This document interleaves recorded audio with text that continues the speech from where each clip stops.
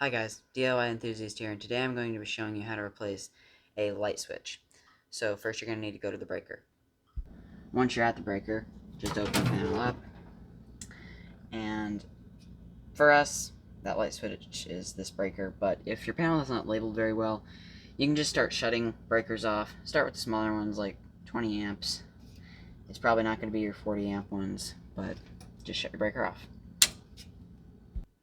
So once you turn off your breaker, you're going to need to remove your outlet cover. You're obviously going to need your new switch.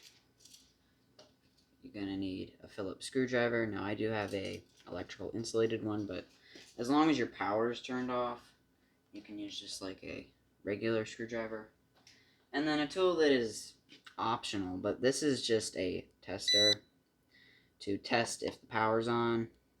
If the power's on, this tip will turn red and it'll start beeping. So that's optional, but if you're going to be doing a lot of electrical work on your house, it's a good tool to have.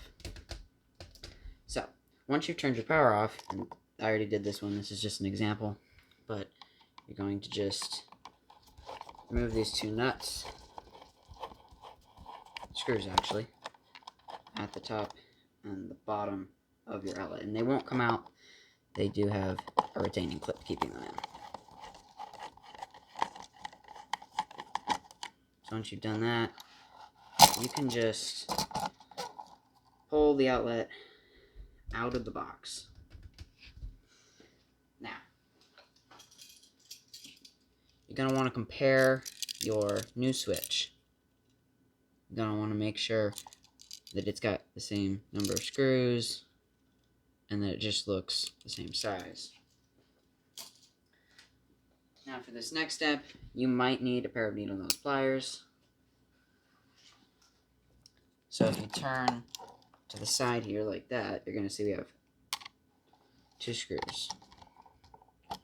You're going to undo both of those. And again, these will not completely come out because they have retaining clips. But back them out as far as you can. And sometimes they actually will come out, like this one just came out. So sometimes they'll come out, but usually they don't. Like this one is not going to come out.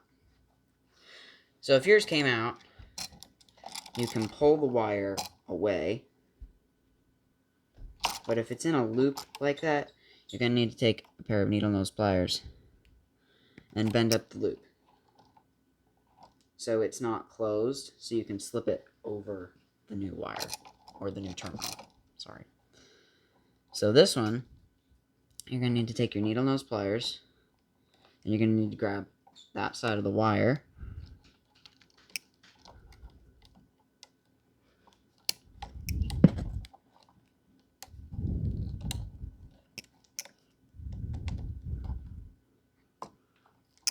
You're going to try and bend it up. Just like that. And sometimes it does take some time. Now these are two separate wires. So if one's on the top, you're going to want to put it to the top of the box. And the one that was on the bottom, put to the bottom of the box. You're going to have one more wire. It should just be a bare copper wire. Sometimes they'll be green. And this is just your ground screw.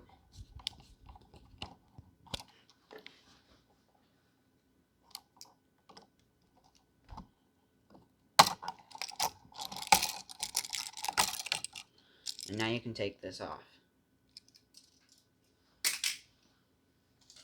Now get your new one.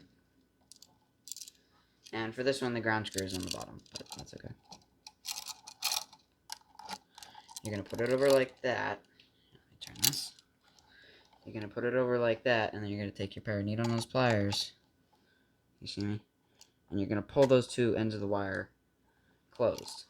Now the reason you do that is if these screws ever back off or they come loose, you can be reassured that your wire's not going to come off the terminal because it has that little loop. Oh, no, my battery's getting low. Here, we'll use this light. So now, you've got both your regular wires. You're going to hook the one from the bottom up to the bottom terminal. You're going to take your needle nose pliers and you're going to pinch it back together. Just like that. You want to make sure that it's got that loop that it can't come off. You're going to do the same thing to the top side of the wire. Sometimes you have to open these up a little bit more to get it over the terminal.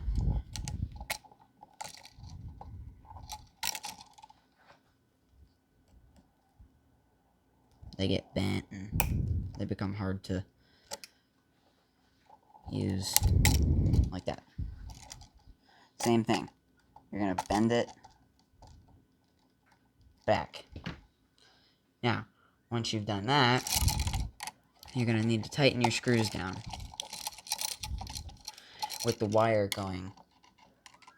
It should be braced up against a piece of plastic right here, and it should be going away.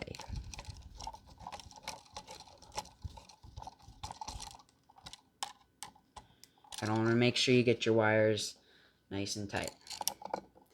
Now, recenter it. Make sure that your off is at the top and your on is at the bottom. Because, trust me, I've made that mistake before. Now, in a single switch box, this is typically easier, but since this one has multiple wires running to two separate lights, this is going to be a little more crowded. But what you can do is, even if the wires are fighting you, you can get the screw in the hole and just start tightening it down. And the screws, try and straighten it out, and the screws will slowly pull the outlet, or excuse me, switch inwards. They'll force all the wires inwards. Yeah, you don't want to make it too tight because you can't actually bend these things right here. These little, focus, there you go. These little tabs, you can bend those, so you've got to be careful of that. So, now you're just going to make sure that it's not loose, like it can't really wiggle it very well. You're going to make sure that it turns on and off, and then you're going to go turn your breaker back on. You're just going to turn your breaker back on like that. And then all you're going to do is you're going to go and test to make sure that your switch works, and you're done. Now, I'm not an electrician. If you're going to be performing this, if you don't feel confident, you should probably just get an electrician to do it, but it's pretty darn simple. So that's how you replace a light switch. Thank you for watching. I hope this helped. If you like this type of content, please consider subscribing. Thank you.